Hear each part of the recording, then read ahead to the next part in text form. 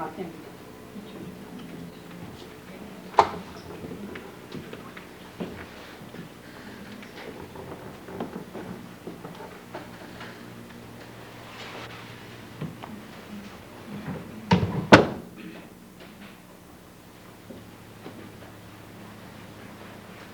morning.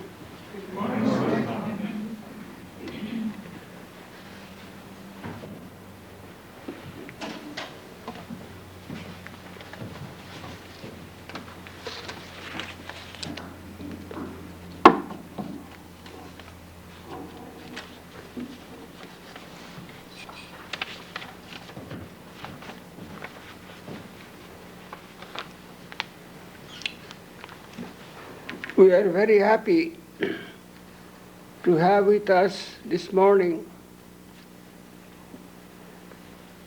Swami Chetanananda, who is the head of the Vedanta Society of St. Louis.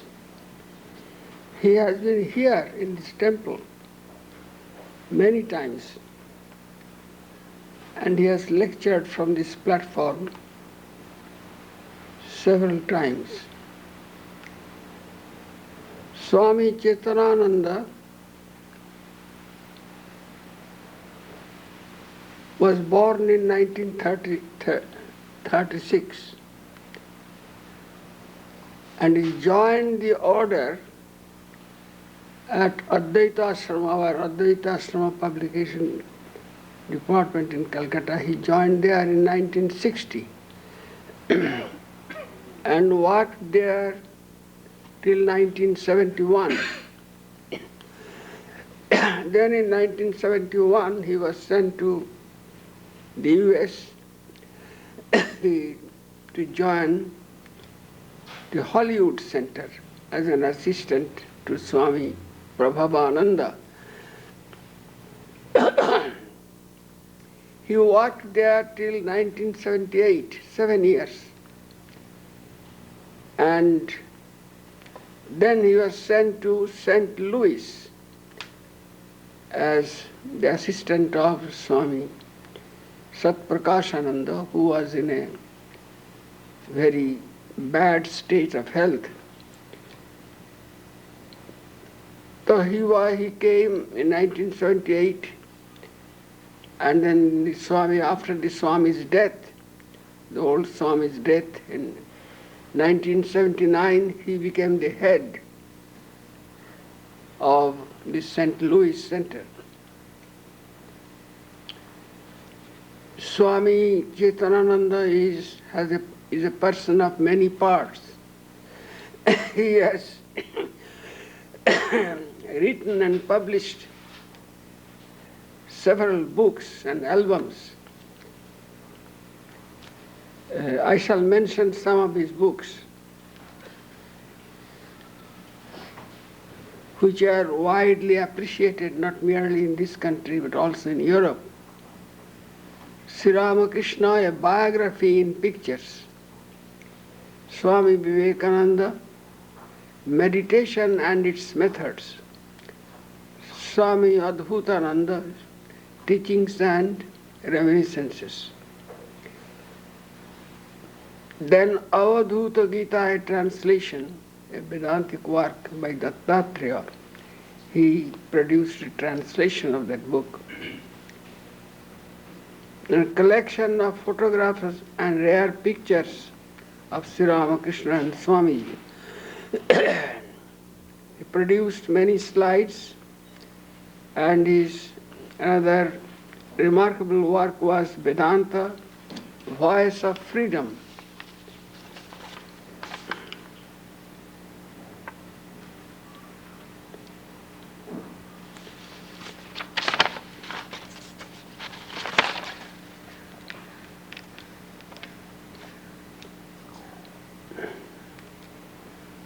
Then A Guide to Spiritual Life, another book. What is the latest one they are? They lived with God, Ramakrishna, they saw him. They lived with God and Ramakrishna as we saw him. As we saw him. These are very popular, simple, and instructive and inspirational books. I hope after the lecture you will all go to our bookshop and find some of these books. I cannot say whether we stock all these books. Besides that, he has produced tapes with English translation. They're beautiful. He has named this tape. Are those tapes still current? Or Yes. they have been stopped? Documentary, video documentary on Ramakrishna and Vivekananda.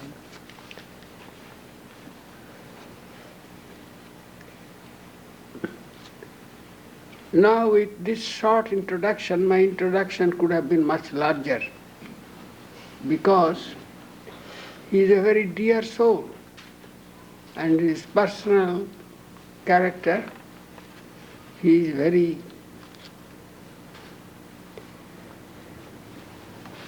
very lovable.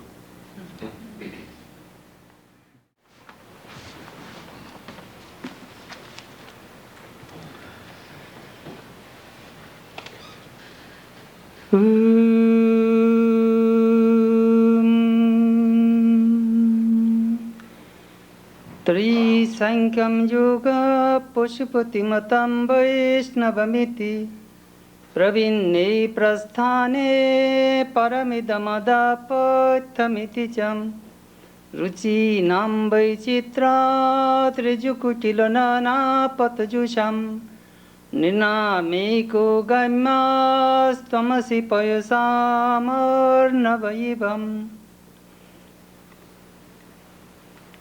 Different are the paths laid down in the Vedas, Sankhya, Yoga, Shaiva, Vaishnava and other scriptures. Of these, some people take to one and some to another as the best. Devotees follow these diverse paths, straight and crooked, according to their different tendencies. Yet, O Lord, Thou alone art the ultimate goal of all men, as is the ocean is of all rivers. Om Shantihi, Shantihi, Shantihi.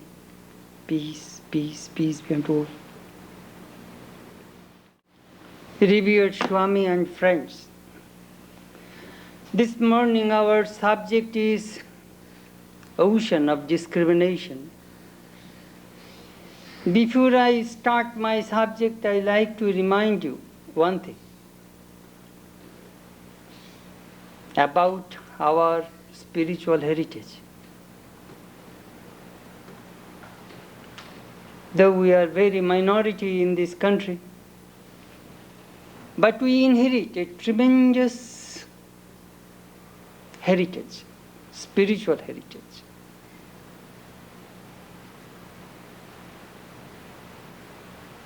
As the tradition says, this knowledge of Vedanta was given by Brahma, creator, to his son Vasishtha. Vasishtha gave to Shakti. Generally, as you know, this tradition came from guru to disciple, or father gave this knowledge to his son.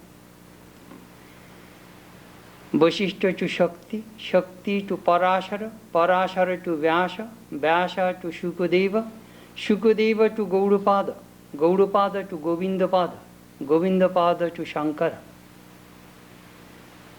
Then Shankara gave this knowledge of Vedanta to his 10 monastic orders. Ramakrishna order is one of them. So you will have to understand, we are connected with a great tradition. Secondly, behind us there is 5,000 years spiritual treasures of Vedanta. The Upanishads, Gita, Brahma Sutra, and all the mystics of Vedanta left all their spiritual experiences for us. We inherit that spirituality. Third, Sri Ramakrishna, Holy Mother, Swami Vivekananda, and all these direct disciples left all their spiritual treasures for us. So we are literally very, very rich. Those who come to Vedanta, I always remind them, look, you are connected with such an organization which you will not find any other place.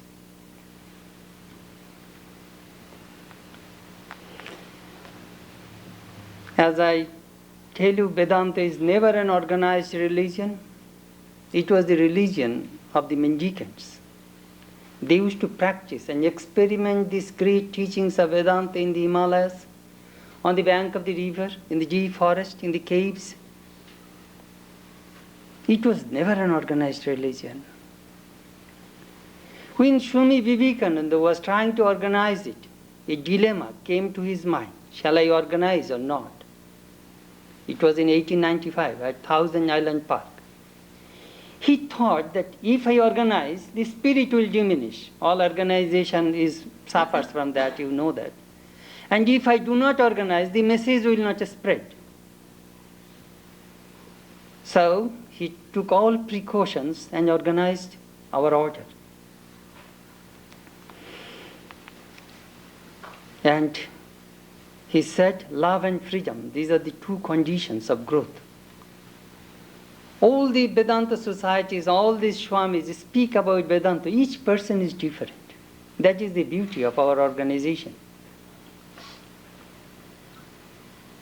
Sri Ramakrishna said, I enjoy food in different way. Fried, pickled, soup, curry. In many ways I enjoy the food. I don't like monotonous, hackneyed food. I love to play the flute in 7 notes. I don't like the bagpipe only makes 1 note. That is the beauty of Vedanta. Enjoy variety.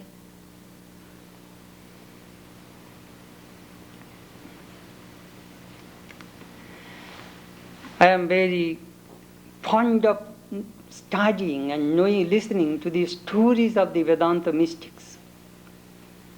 It gives me inspiration. I love to experience something new, know something new.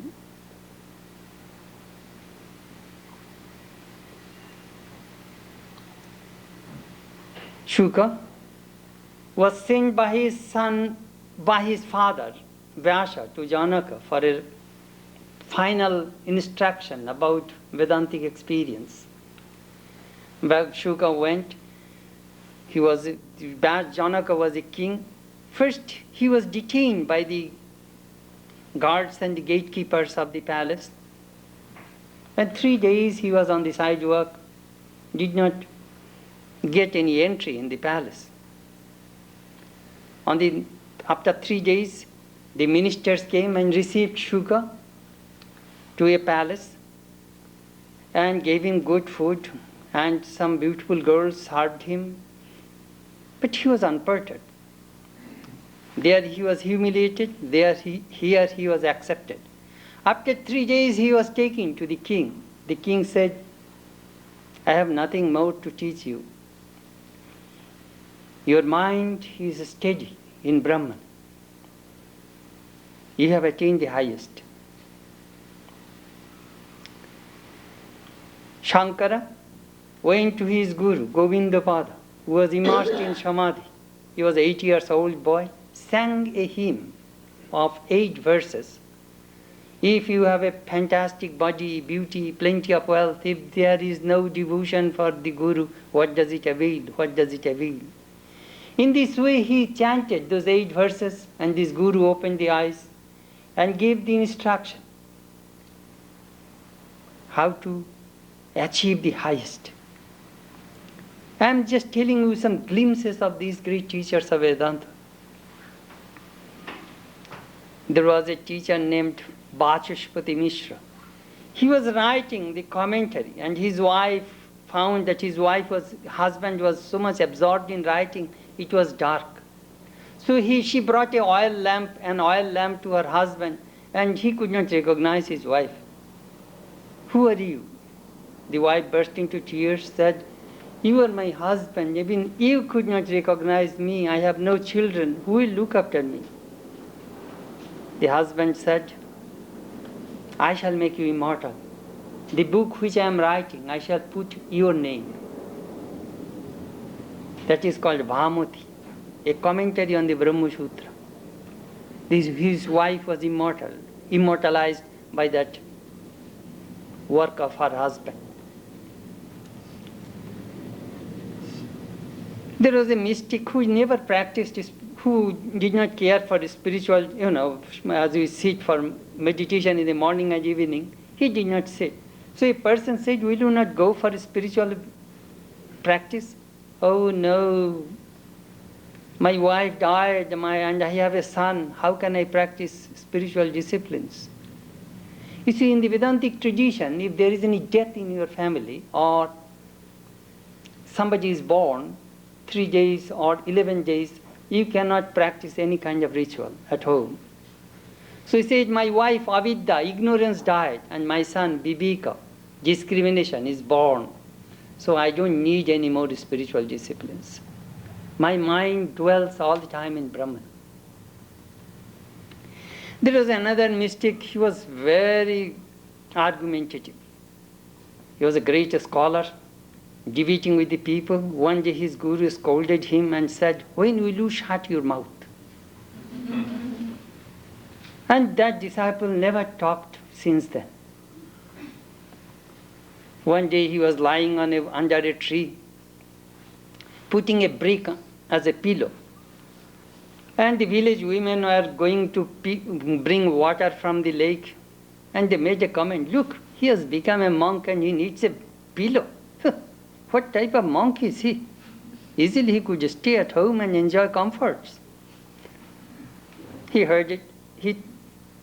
When these women left, he threw away the brick and lay down simply on the ground. When the women are returning again, they made a remark, look, this monk is so sensitive. We made a little comment and he threw away the brick. Shh. His ego is very sensitive, we see. So the monk decided, you cannot satisfy everybody in this world. Impossible. There was another mystic. Some Muslim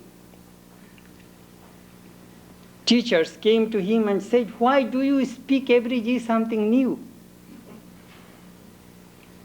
The mystic said, don't you know? I experience God every day differently. So I always speak something new, so people come to me. And you mullahs only memorize some few verses of Quran that you recite again and again like a parrot. You know nothing.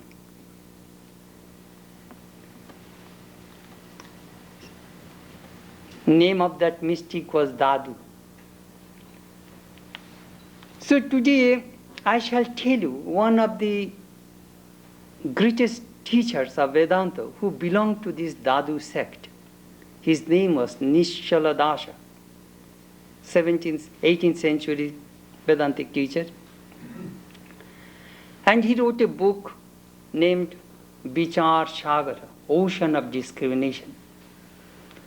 So I shall try to tell you in brief about this book and this mystic. I strongly believe that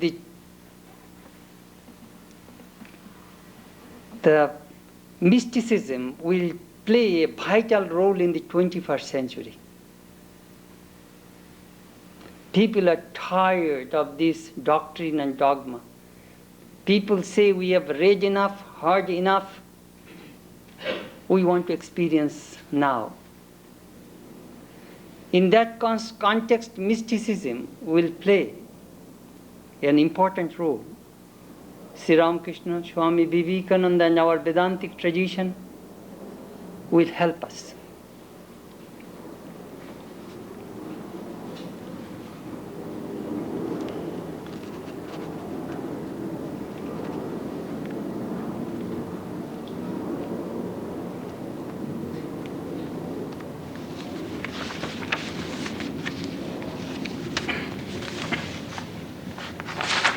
Nishaladasha.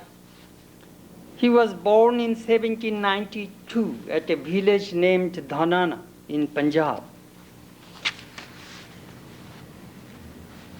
He was Jat Sikh, Hindus, then he became Sikh. A group of Sikh sect. His father was Muktoji. His mother died when he was 6 years old. His father took him to a monastery near Delhi. And they are extremely poor. The father went out to find out a job. They are extremely poor. And left this 6 years old boy to the abbot, at the custody of the abbot of the monastery. The abbot was very compassionate toward that little boy and initiated him. And started to teach him the Vedanta philosophy. And he got tremendous renunciation. So when the father came back and wanted to take the son back to home, he denied. And the father also decided to stay in the monastery. He also became a monk. That is the result of holy company. When you come in the contact of the holy people, your life is bound to change. You see, if you go to a perfume shop, whether you like it or don't like it, the fragrance will penetrate through your nose. Similarly, if you come in contact with a real holy person, his influence is bound to penetrate inside you. Then the abbot wanted to train this young little boy in Sanskrit tradition. He wanted to teach him Sanskrit, so he sent him to Benares.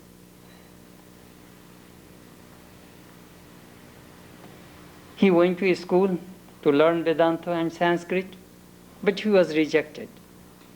He went to Vishuddhananda Saraswati because he was not a Brahmin. Those people are very fastidious. If you are not a Brahmin, they won't teach you.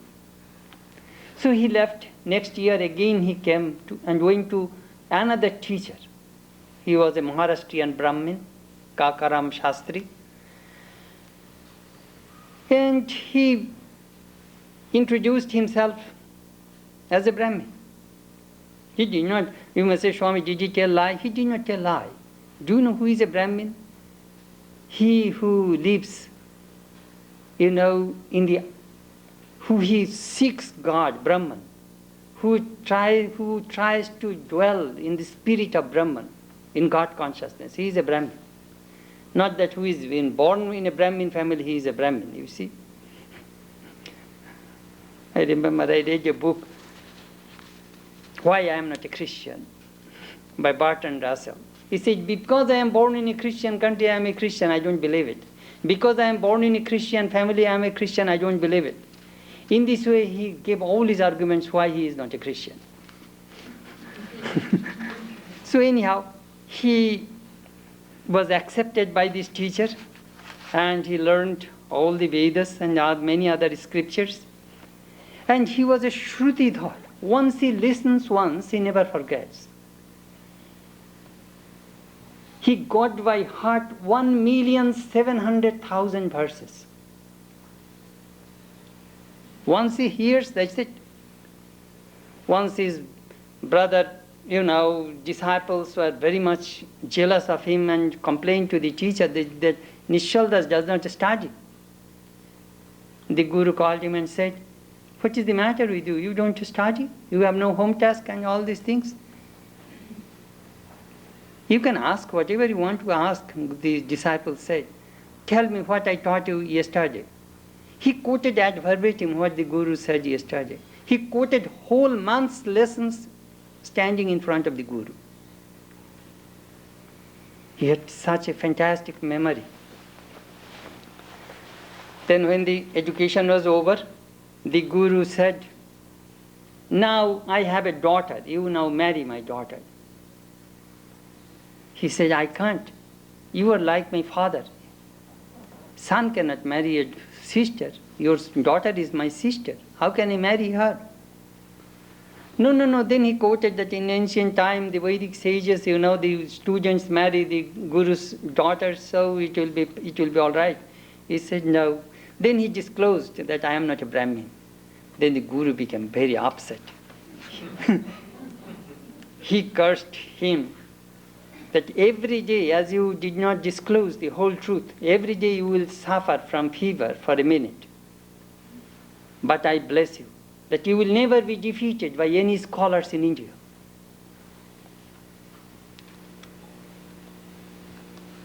He began to teach in Benares, but he was ridiculed and criticized by other Brahmin Pandits because he was not a Brahmin.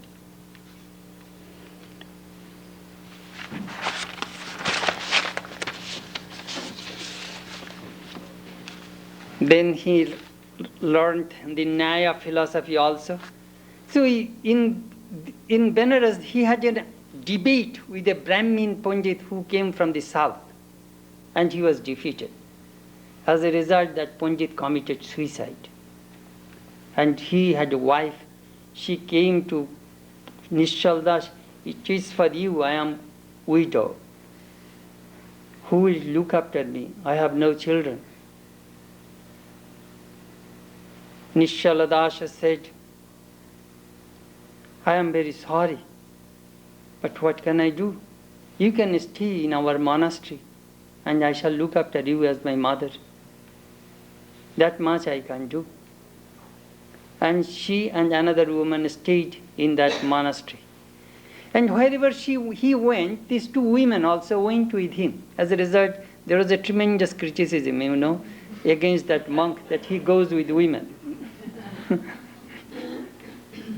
Then Nishal Das said, you people, why do you hate women? Don't you have mother and sister at home? You ask these two women what type of relationship I have with them.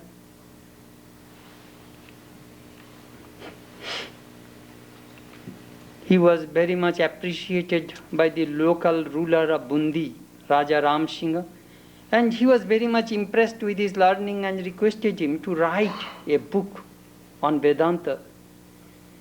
And he wrote this scripture in Hindi. Generally, most of the Vedanta scriptures are written in Sanskrit, but this scripture was written in Hindi.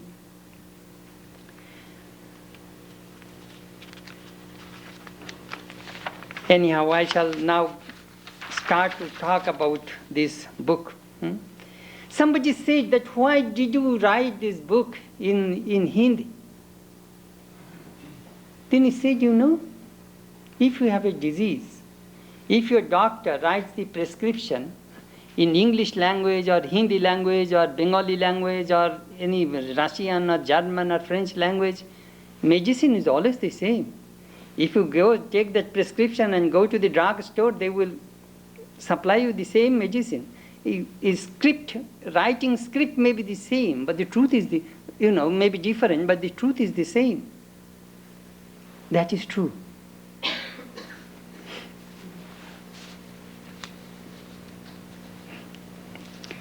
I remember in our monastery we had a friend who knew Malayalam language, and we used to tease him that, how do you pray to Sri Ramakrishna? I pray in Malayalam. Shh, your prayer is not reaching to Sri Ramakrishna. Because Ramakrishna did not know Malayalam. Ramakrishna is God, he knows all languages. So we used to tease him. No, he knows many things, but he never knew Malayalam. Sometimes, it is very, very difficult to teach. I remember a young minister in Kentucky.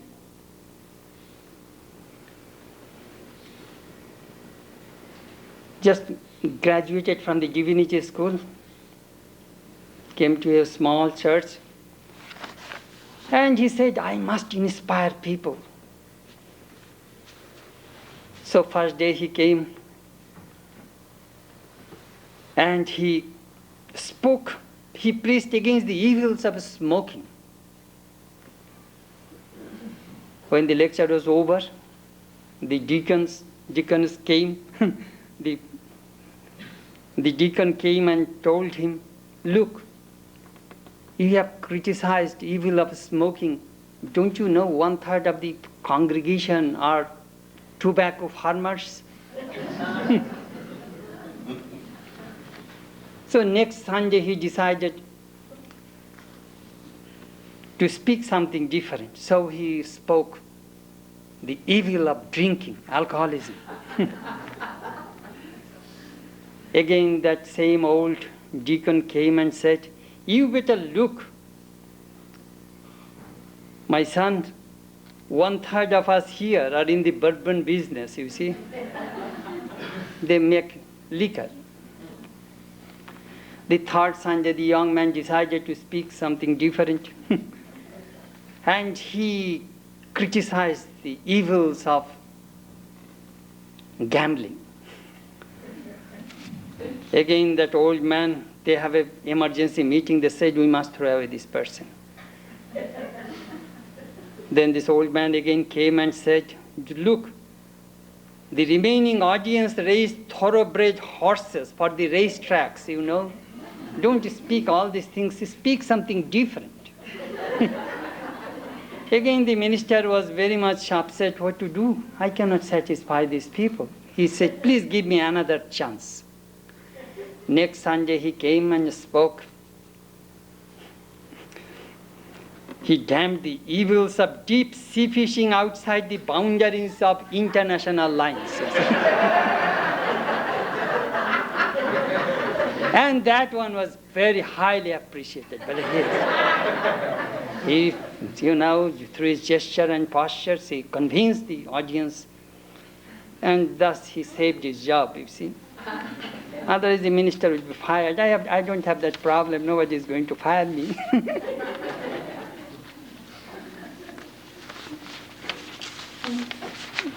Funny, it is not easy to teach, you see.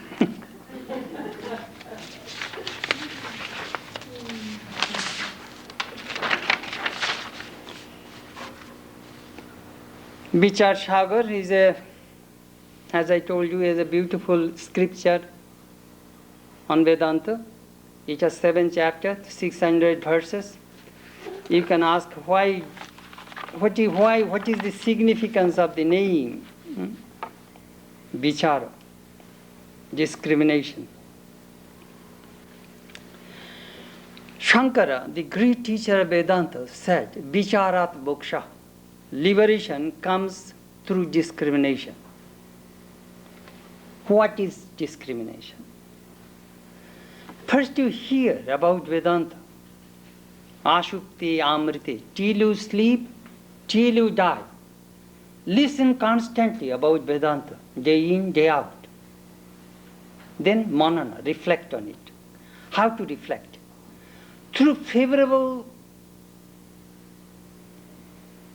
argument, yukti.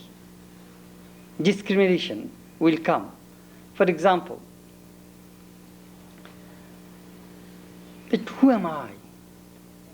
You see, the 2 pages of the book of life are missing. You do not know where you come from, and you do not know where will you go. The purpose of religion is to find out those 2 missing pages. Who are you? What is this world? What is your source? Where will you go? So these things you find out what is real, what is unreal.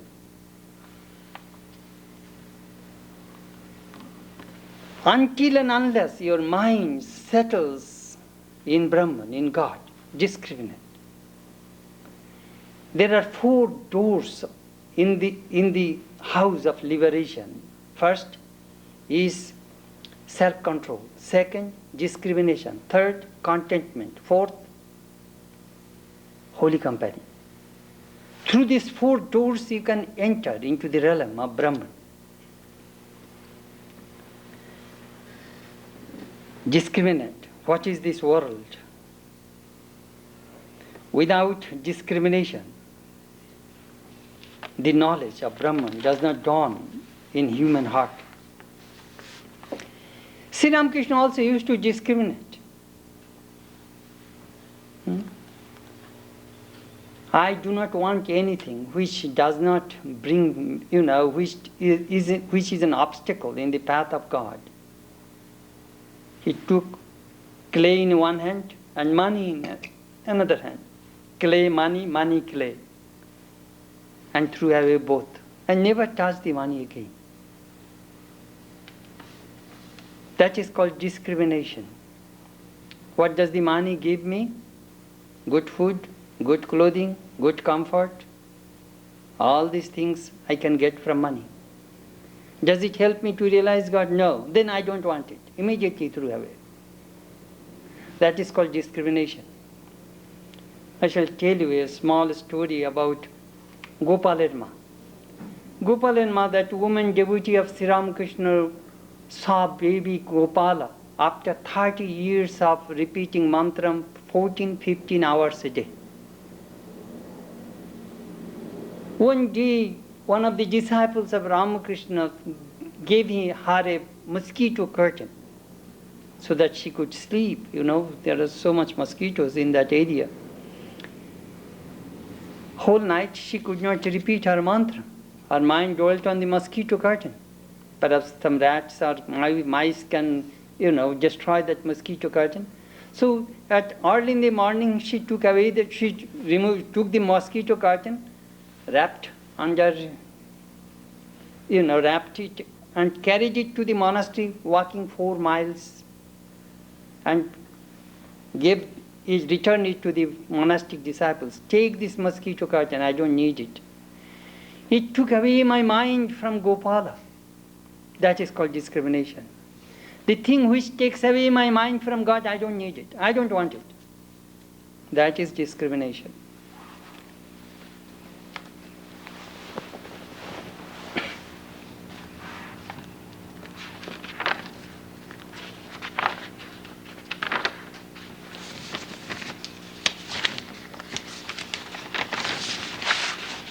Adhikari. That is very important in Vedantic literature. You are a student of Vedanta. You want to learn Vedanta. What you are supposed to do? There are 4 external disciplines in Vedantic tradition. First is discrimination between the real and the unreal. Brahman alone is real. This world is not unreal. We say world is unreal, sometimes, not sometimes, most of the time we try to get that experience. This world is not unreal. Who says that? Your body. Is your body real? No. You may be Miss Universe, you may be Mr. Olympia, all will die. No escape.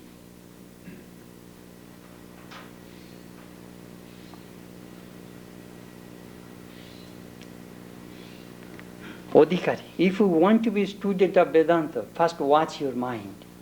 A mind gets polluted in 3 ways. First, according to Nischala Dasa, first, bhogakanksha, tremendous desire for enjoyment. How can we stop it? Through unselfish action. You see, in Vedantic tradition, everything has an antidote. The moment you have desire, do you know what happens? Your mind is agitated, restless. How to stop it? Upasana, worship, meditation, japa. That will calm your mind. Third, ajnana, ignorance. How can you counteract ignorance? By knowledge.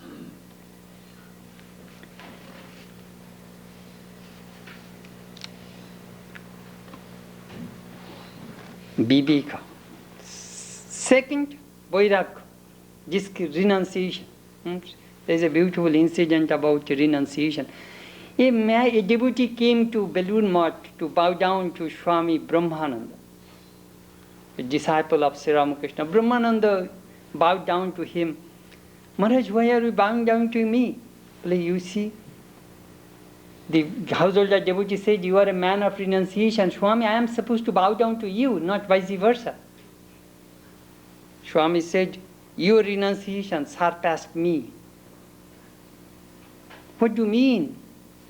I renounced the unreal for the real, and you have renounced the real for the unreal. I have renounced the world for God, which is real, and you have renounced God for the unreal world. So your renunciation is greater than me. Swami Shraddhananda made a comment when that Edward VIII left the throne for that American woman. Believe that man has fantastic renunciation. He left the whole British Empire for a girl.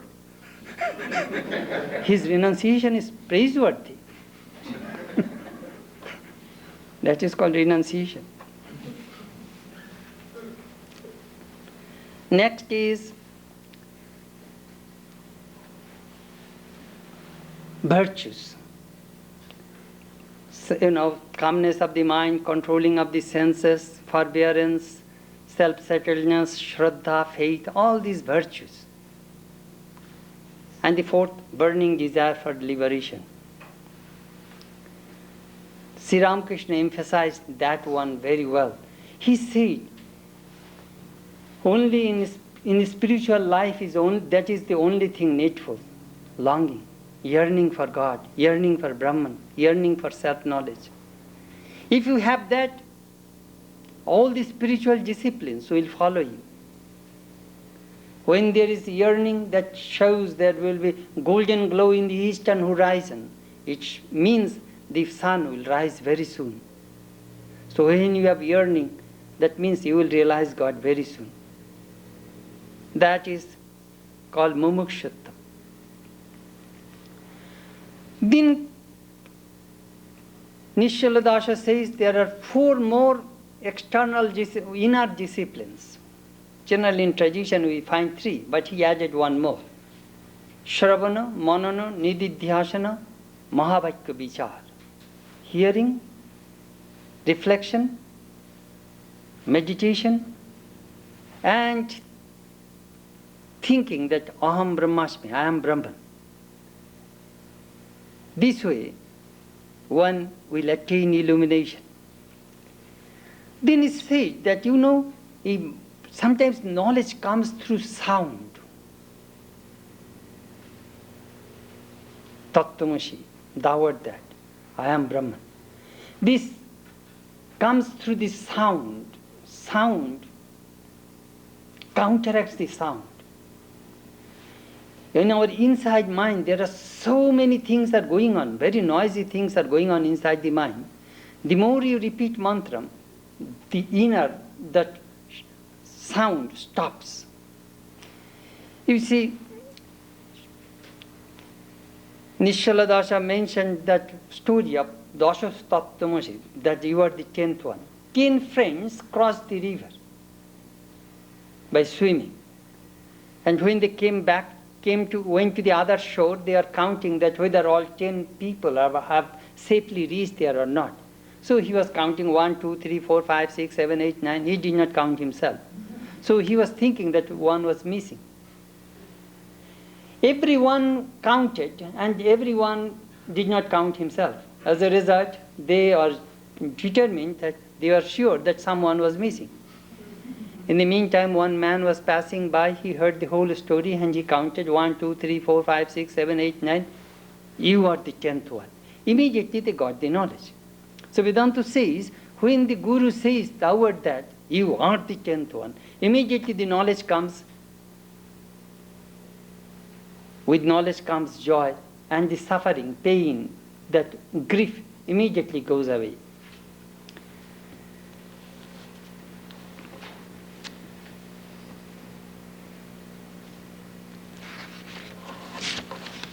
Odhikar.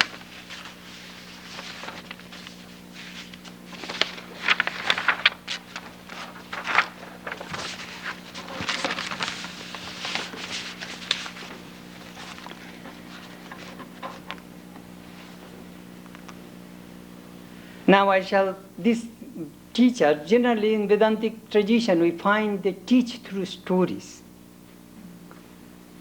Only there is one Upanishad we find, there is no such a story or personality, that is Mandukya Upanishad. So anyhow, the teacher, Upanishad, as I started, there was a king named Shubhu Shantoti. He had 3 sons. The king became old. He wanted to divide the whole kingdom among his 3 sons. And he gave them some spiritual instructions how to rule the country. Listening to the instruction from the father, they got renunciation.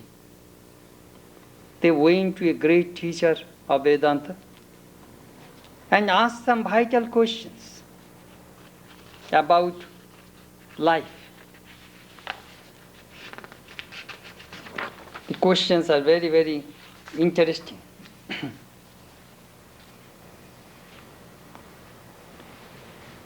What is the goal of human life? What is the purpose of Vedanta philosophy? Do you know what? Ajnana nivrittihi, paramananda praptihi, cessation of ignorance or suffering, and attainment of supreme bliss. That is the purpose of human life. Bliss is the guiding force. Love, bliss. You might have $1 million. If there is nobody to love you, vain is your money. What will you do with money? You cannot eat 2 chicken, you cannot sleep in 2 rooms. Vain is your wealth if there is nobody to love you. So the disciple asked this question, that could you tell me how to stop this suffering? Guru says, liberation will stop the suffering. I want that liberation. But you do not have to seek liberation. You are already liberated. You are already free. You do not know it. But this is a mistake that you think that you want to be free. You are already free. You are hypnotized. Now dehypnotize yourself. Second, he says that if I am a blissful self, if I am the Atman, ever blissful, but I have no bliss, I suffer from misery. I want bliss. But he said that this very effort is wrong. Why are you trying to attain the bliss? You yourself is bliss itself, you see. The thing which this world has not been created, you are going to dissolve this world. It is a mistake. He is talking about the highest, from the highest standpoint. You will have to understand. Now,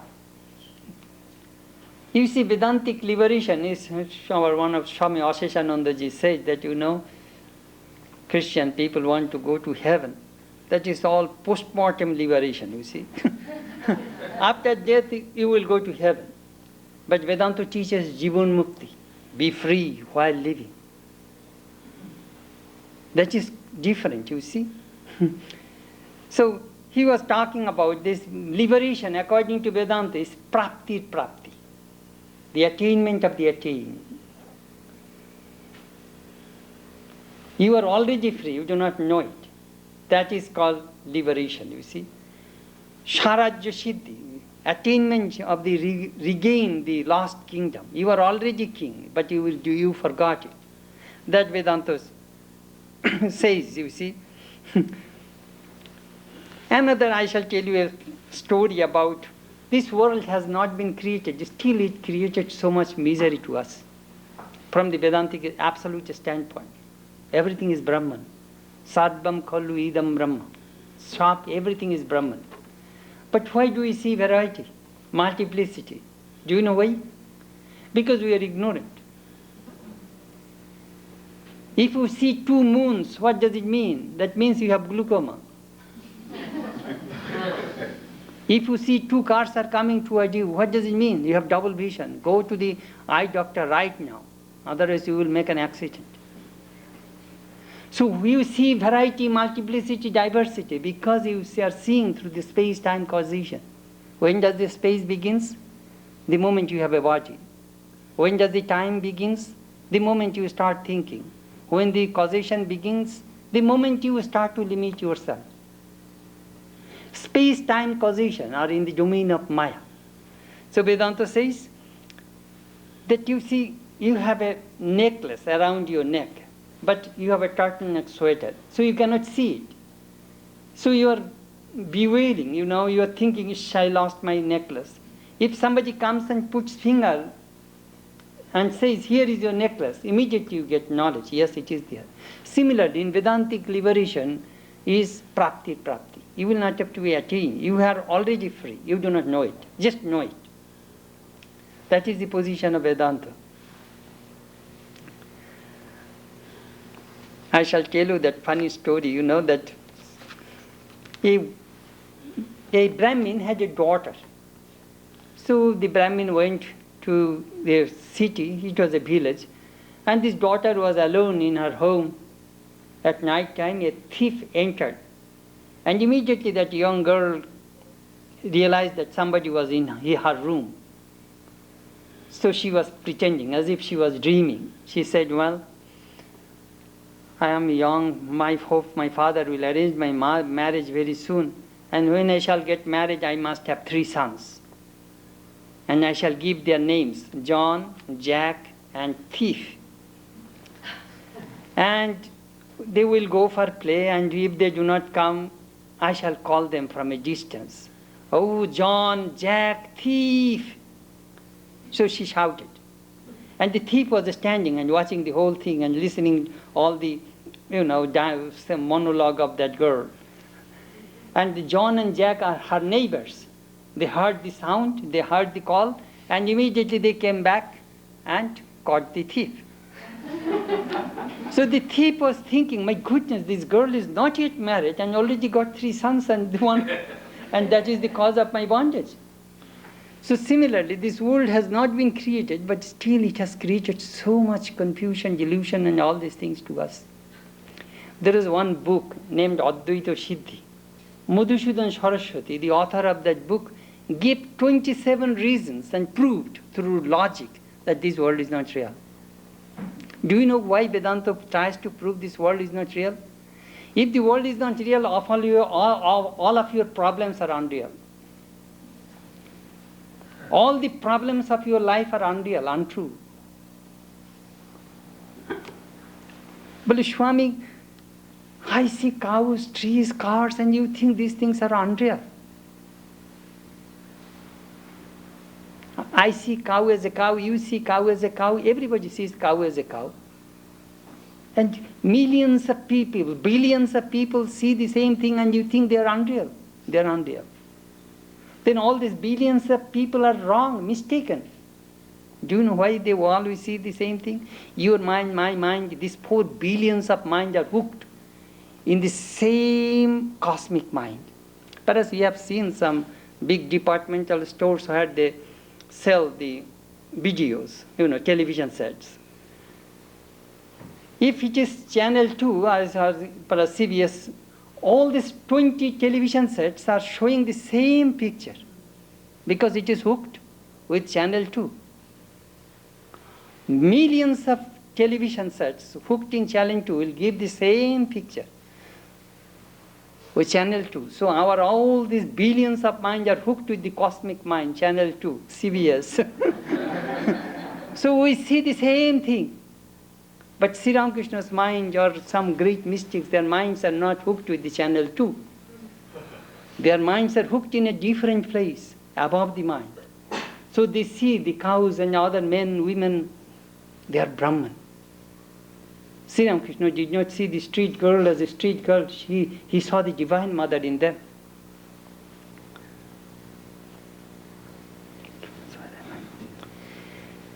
Anyhow, another thing this Guru was teaching, you people think all joy is in the object.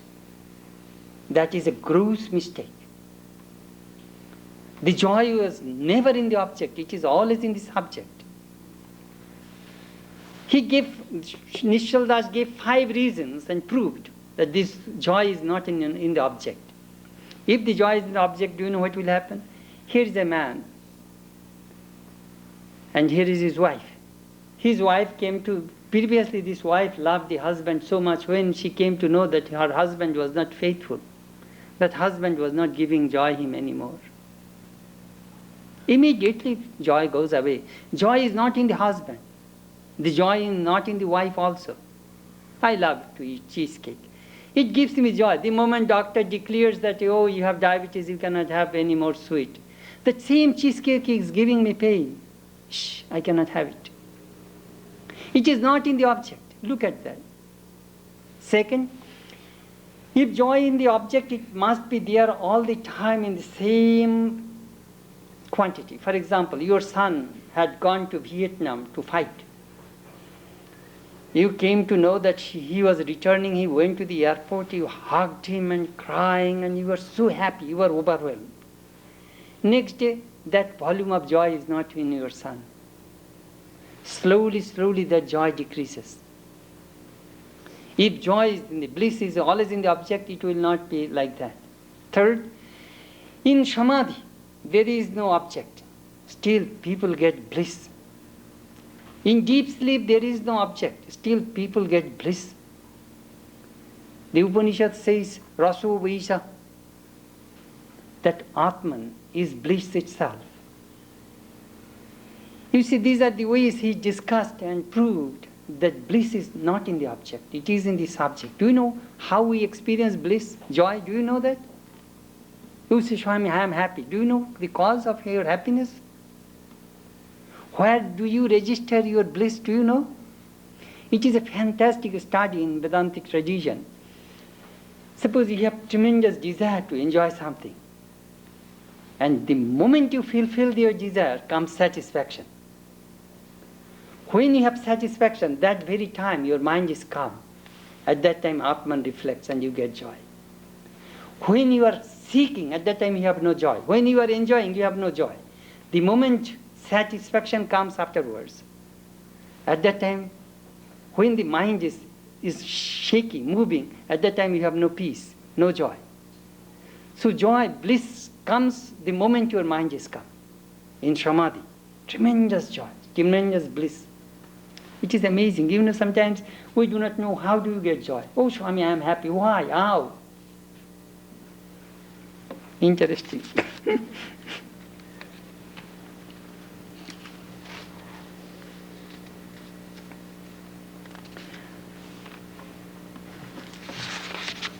Srishti, creation. This is so real to us. He discussed three schools. The first school believes that the world is not born because you are the Atman, birthless, Ajatabhada. Second school says that I see this world, so the world exists. If I do not see you, you do not exist in me. The third school says that God created this world, so I see. So there are three schools he discussed in his book. Now, why do we see suffering, pain, all these things? Because it is the projection of the mind. Why do we not see the Atman? Because we are ignorant, as I told you. Actually, Vedantic common example that we see the snake on a rope because of darkness. Does the rope become snake? No. When the light comes, where does the snake go? That is another question. There is no snake at all. The ignorance of the rope caused that snake. So the ignorance vanishes. The moment knowledge comes, darkness, ignorance goes away. Do you know, we sometimes talk about snake, rope, snake, there is a great mystery in that rope snake. I am the Atman. But I am thinking I am Chetanananda. That Swamiji said, Madam, it is a great mistake. You think that you are an American and you are a woman. Why are you limiting yourself? You are the infinite one. You see, that is the most important thing in Vedantic tradition. Always try to think about your real self. Do you know how do we get the knowledge of this world? Three ways we get the knowledge of the world. First, through species, jati, man, woman, car, trees, plants. All these species bring the knowledge. Second, guna, qualities. Blue, dark, yellow, white. You are musicians. All these qualities of a person brings knowledge. Third, kriya, action. I am a driver, I am a doctor, I am a carpenter. All these actions bring the knowledge. In Brahman, all these things are absent. There, the subject and the object become one.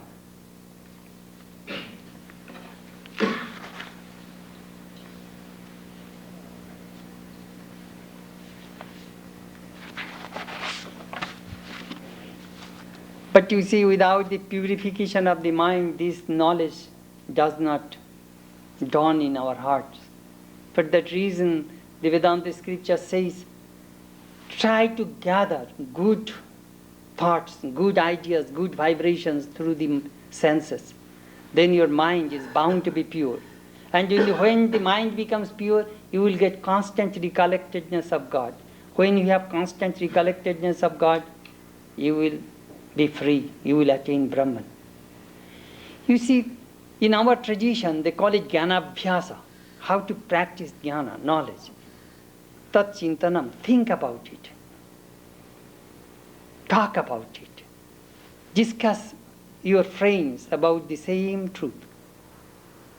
And thus, the truth will reveal inside you.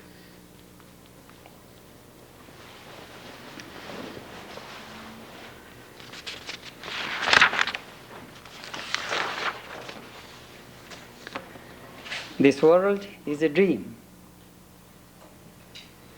How to break this dream? Swamiji said, dream, I am Atman, I am Brahman. That is also a dream. That is a higher dream. That dream will break your lower dream. I am a man, I am a woman, I am beautiful, I am ignorant, I am this, I am that. So higher dream breaks the lower dream. In Vichar Sagar we find they are talking about how dream breaks the dream.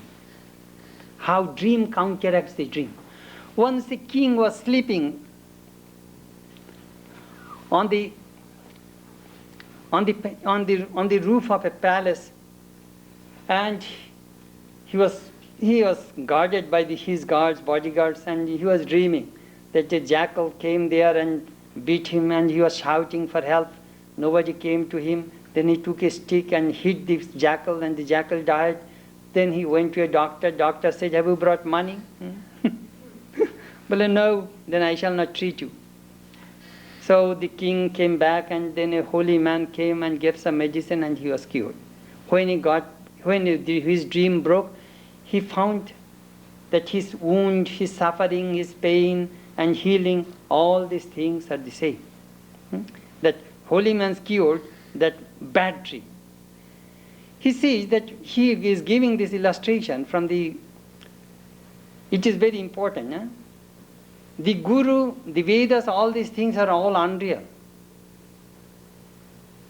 But the unreal Guru, through the unreal mantra, can remove the unreal ignorance of the unreal disciple. The unreal doctor, through unreal medicine, can remove the unreal disease of the unreal patient. That he proved in his book. Relative and the absolute.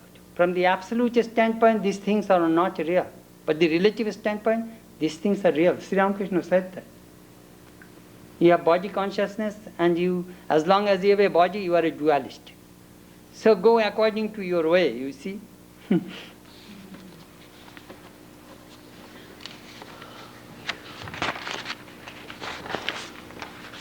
His school, he is a very non-dualistic school. He was a great follower of Shankara. But his chosen deity was Rama. He was a worshipper of Shagun Brahman. But one day when in the beginning, he was writing the invocation, he said that how can I bow down to my Ishto, my chosen deity, who is one with myself? He could not find out a God to bow down, because he realized that God, I am that I am.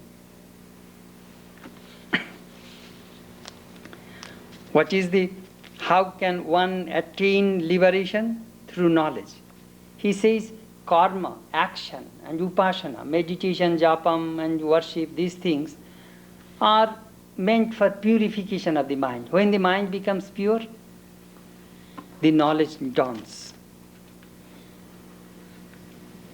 One attains samadhi.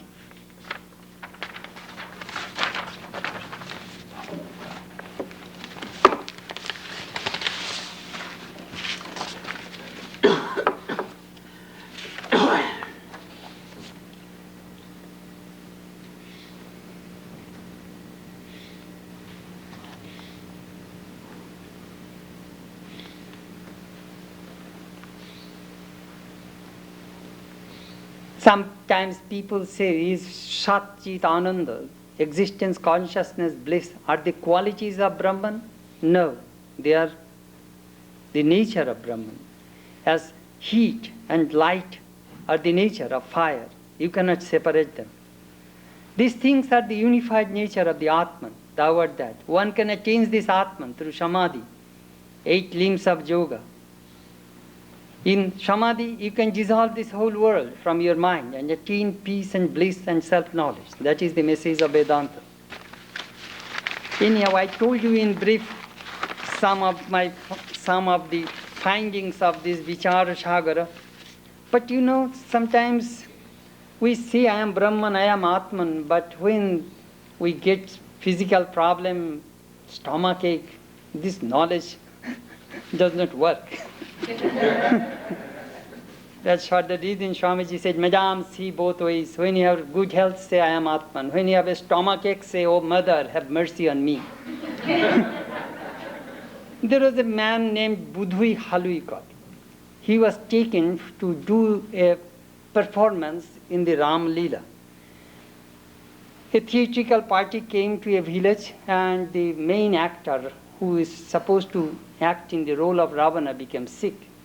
So the manager said, I cannot perform any performance tonight because my main actor is sick. Then the villagers said, we can offer you somebody who can act in that role. But we have a villager here, his name is Budhui Haluikot. He's a big man with a big belly, and he looks like a demon, so he will act in the role of Ravana. Then they brought that man to this manager of the theater. Manager said, Haluikot, that he's a cook, chef. He said, I have no education, how can I act? The manager said, you don't need any education. You just go on the stage and said, I am Ravana, I am Ravana. That will do.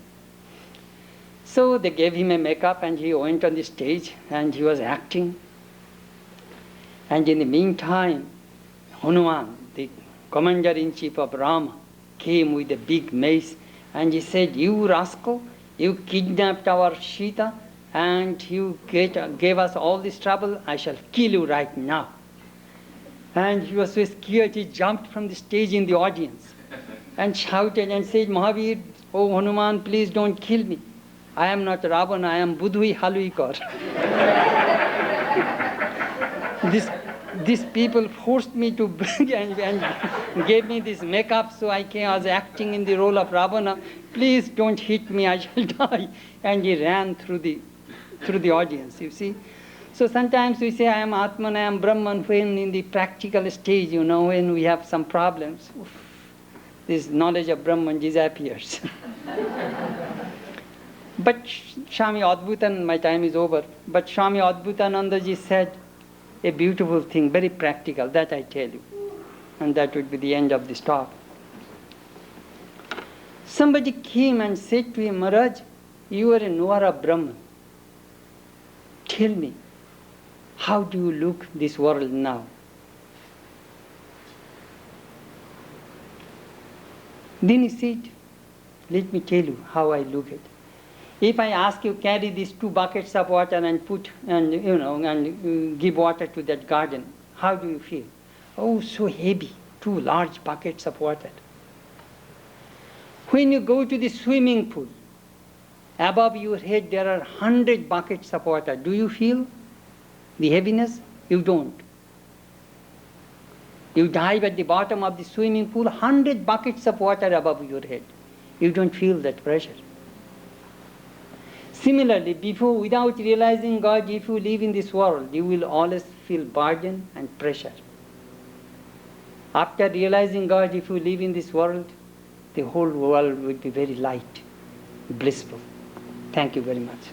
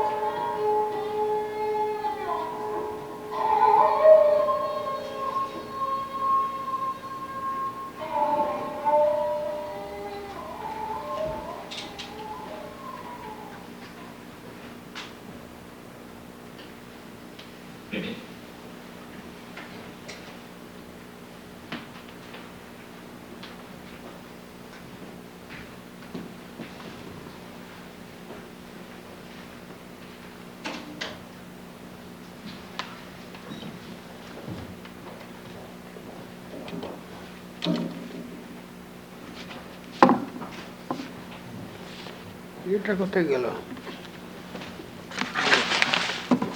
বলে খেলতে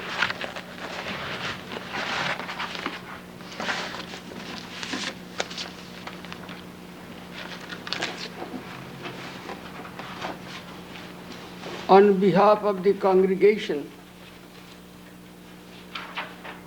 I want to heartily thank the speaker, Swami Chetanananda,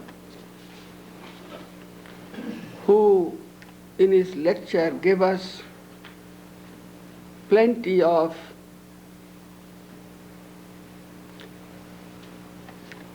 Vedantic truths, and he gave us plenty of amusement by short stories. In one word, his presence with us and his talk was, I'm sure, very much appreciated. And I, sitting at the back, of course, was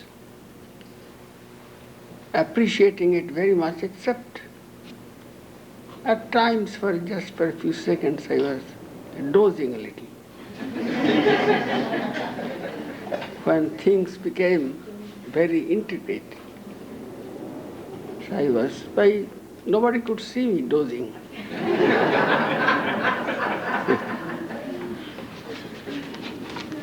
Now about next week, next Sunday, July 19th, Swami Prapandananda will speak on yoga and balance of life.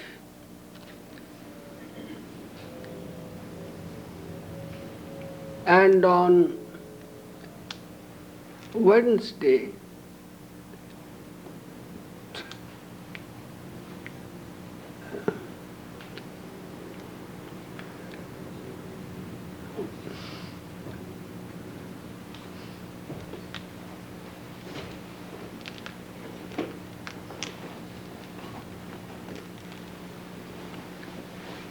there will be no class on July 15th because that is just after the Guru Purnima function. And on Saturday,